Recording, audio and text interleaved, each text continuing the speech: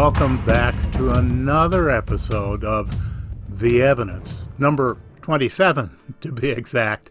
Oh, we're cranking them out day and night here, but it's great to be retired and have the time to do this crazy stuff. And, we just passed a milestone just recently. We got our 1,000th subscriber. Boy, that's hard to do with false teeth. 1,000th. Anyway, we'd like to give a shout out to Jabon Akash. I hope I didn't butcher your name, Jabon. Jabon Akash has joined us and put us over the tipping point. I never thought that we'd have more than a couple dozen of other weirdos out there, and that brings up another point because you guys are weird. You're weird like me. We all like Mars anomalies. And then, to make it even more strange, each one of you has taken the time to learn the simple technique of X3D viewing. Not hard, but most people can't do it, believe it or not. And so that makes us an unusual group of people who are just weird. Okay, glad to have a little bit of company there.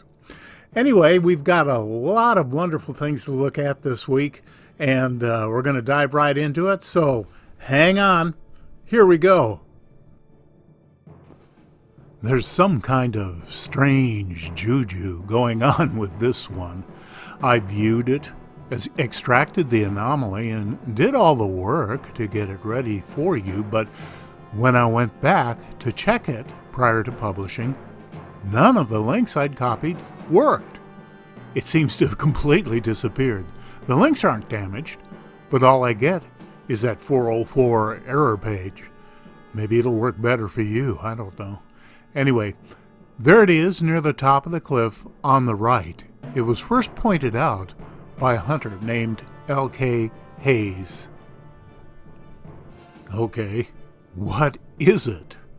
I didn't know what to call it, but it did remind me of a stob. In Iowa, a stob is anything sticking up out of the ground, but especially when you go crappie fishing around old sunken trees, we call that stob fishing. Except, look at the beautiful loop at the top. None of the stobs in Iowa had that.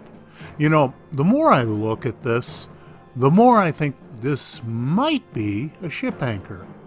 We've found a lot of maritime paraphernalia on Mars, and maybe this is one more example. It makes sense that an anchor would hang up at the top of a ridge. At least that always seemed to be what my anchors did on the Mississippi. Terry Burnett is still keeping me busy with all his great finds. This one's not real fancy, but it's as non-fractal as yesterday's icosahedron. There it is, perched on the edge of the hill over yonder. This is a wide frame crop, so if you're having a little trouble getting the 3D, just focus on the title graphic as you bring the images together. Got it? Okay. Can we agree there are just too many right angles and symmetry on this rock to pretend it's natural? It looks like a box filled with debris. See the sides? They're all the same thickness. That's kind of tough to pull off with natural erosion. We may as well hyperzoom this one and see what we can see. What can I say? It's a box with stuff in it. Enough said. I've never met Jim West, but I hope we get a chance to hang sometime. We think a lot alike on a number of different subjects, and there is no doubt he's a serious researcher. Jim found something really interesting in this recent gigapan by Keith Laney that I wanted to share with you.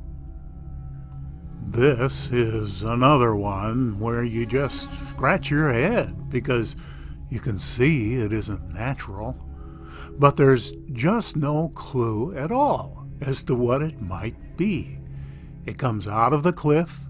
It's got symmetry everywhere, but What gets me is the top. It's got a sharp spike coming out dead center. That makes me think it might be a killer robo-penguin. Sadly, I'm not sure they'd have a use for killer robo-penguins on Mars, so that's probably not what it is. This is a remarkable find, Jim. Well done.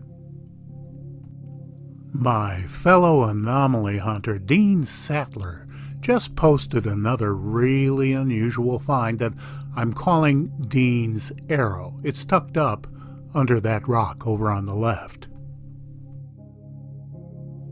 Would someone please explain to me how a perfect arrow gets carved into a rock by nature? And what's that it's pointing at? It's a perfectly semicircular piece that seems to be attached to the rectangular plate the arrow is carved in. Let's get a bit closer. What exactly are we looking at here?